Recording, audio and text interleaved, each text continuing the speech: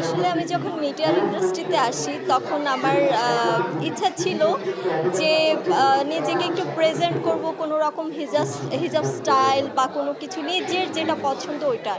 কিন্তু তখন তো আমি একদম নতুন ছিলাম, তো মানুষ আসলে আমার ড্রেস আপ গেট আপ বা আমার লুকটা অ্যাকসেপ্ট করতো না। যেহেতু আমি ডে বাই ডে নিজেকে আপডেট করেছি বা আমি আমার সিনেমাগুলো শেষ করেছি এবং আমার সিনেমা রিলিজ হয়েছে এবং নিজেকে ডিফারেন্টভাবে যখন আমাকে বলা হয় যে আমি শো স্টপার হিসেবে র্যাম্পে হাঁটবো, তখন আমি ট্রাই করি যে না, আমি এবার আমার যে পছন্দের লুকটা ছিল গত 7-8 বছর আগে ট্রাই করেছি এবং সেটা আমি করতে পারছি, কারণ আমি হতে পারছি, যার কারণেই আসলে মানুষ আমাকে অ্যাকসেপ্ট করছে। আর মানুষ আসলে বর্তমান সমাজে এত বেশি বোল্ড লুকে মানুষ আসছে। আপনি দেখবেন একটা ভিডিও যখন মানে আপলোড করা হয়, খুবই বাজে কমেন্টস আছে। তো ও ওই দিক থেকে আমি চিন্তা করি যে আমাদের সমাজে বিশেষ করে মানুষ আমাদের কেন জানি না, আমাদের বাংলাদেশটা হচ্ছে একটা ধার্মিক দেশ। তো এই দেশে আমি জানি না কেন নিজেকে একটু বাহিরের হলিউড বলিউডের মতো নিজেকে প্রেজেন্ট করতে চায় মডেলরা বা অন্যান্য আদার্স কেউ থাকলে। তো আমার কাছে ফিল হয় যে শালীনতার মাঝেও কিন্তু সৌন্দর্যটা ফুটিয়ে তোলা সম্ভব। তো সেটাই আসলে আমি চেষ্টা করছি যে শালীনতার মাঝে নিজেকে প্রেজেন্ট করা, এবং বোল্ড ছাড়াও কিন্তু আমাকে ভালো লাগছে। এবং আমি মনে করি আমার অডিয়েন্স, আমি যতটুকুই আগে ওয়েস্টার্ন ড্রেস পরেছি, আমাকে ওয়েস্টার্নের থেকে আসলে অডিয়েন্স আমার এই শালীন লুকটাই পছন্দ করছে। দ্যাটস ওয়াই আসলে আমি সবসময় এটা ক্যারি করছি। আমি দেখেছি যে আগে যখন আমি একটা পিক আপলোড দিতাম বা একটা ভিডিও আপলোড দিতাম, তখন ওয়েস্টার্ন ড্রেস পরা থাকলে মানুষ আমাকে অনেক বাজে বাজে কথা বলতো এবং 10 জনের মধ্যে 9 জনই আমাকে নিয়ে বাজে কথা বলতো। কিন্তু যখন আমি আমার লুক চেঞ্জ করেছি, আমিকে সবার সামনে প্রেজেন্ট করতে পেরেছি শালীনভাবে, তখন আমি দেখছি যে 10 জনের মধ্যে 8 জনই ভালো কথা বলছে, প্রশংসা করছে। এই প্রশংসাগুলো আসলে আমার জন্য এক একটা ধরেন যে এটা আমার ব্যক্তিগতভাবে আমার একটা ভালো লাগা, বাট নিজের একটা স্বস্তি যে না, আমাকে মানুষ ভালোবাসছে। দিন শেষে আমরা ক্যামেরার সামনে কাজ করি মানুষের ভালোবাসা পাওয়ার জন্য।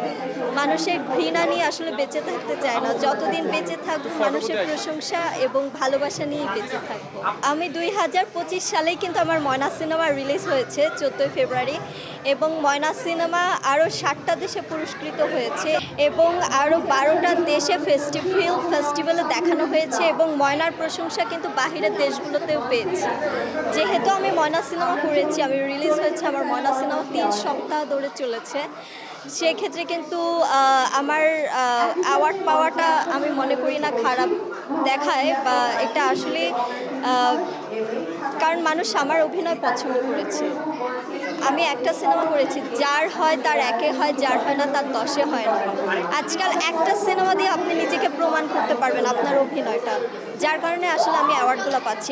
এখন কে কি কাজ করছে বা করছে না, কে কিভাবে অ্যাওয়ার্ড নিচ্ছে সেটা দেখার তো ইচ্ছা আমার নেই ভাই, আমি আমারটা দেখি। আমার আসলে মুক্তি সিনেমা নিয়ে আমি আসলে আমার যে দ্বন্দ্বটা ছিল ইফতেখার চৌধুরী স্যারের সাথে সিনেমা নিয়ে, তো ফাইনালি স্যারের সাথে আসলে আমার সব কিছু মিটমাট হয়ে যায় এবং ইনশাল্লাহ আমি এই 2 মাসের মধ্যে আমার শুটিং স্টার্ট করব এবং নেক্সট ইয়ারে ইনশাল্লাহ আমাকে আপনারা দেখতে পাবেন। হাতে কাজ নেই বলতে আসলে দেশের পরিস্থিতি ভালো না, তোমাদের আমাদের না হিরোইনদের বা অ্যাক্টর অ্যাক্ট্রেসদের কাজ না থাকলে তোমাদেরও কাজ থাকবে না, ব্যাপারটা হচ্ছে এটা। তো আসলে দেশের পরিস্থিতি ভালো না, কারণ দেশ এখন পুরাই এলোমেলো।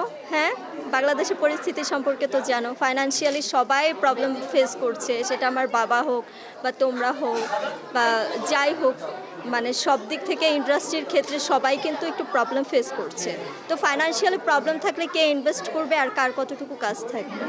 তো যে যতটুকুই কাজ করছে, হয়তো আগে 10টা কাজ করলে এখন 2টা কাজ করা হচ্ছে। তো আসলে